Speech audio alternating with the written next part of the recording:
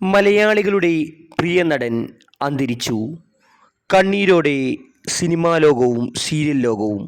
നടി ബീന ആന്റണിയുടെ കുറിപ്പ് വൈറലാകുന്നു.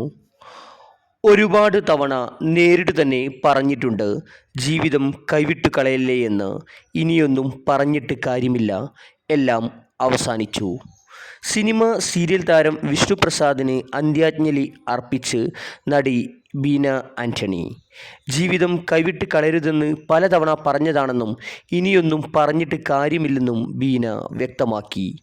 ഈ ചെറിയ പ്രായത്തിൽ ജീവിതം കൈവിട്ട് കളഞ്ഞ പ്രിയ സഹോദരൻ സീരിയലിൽ എൻ്റെ അനുജനായി അഭിനയിച്ച അന്നു മുതലുള്ള സൗഹൃദം.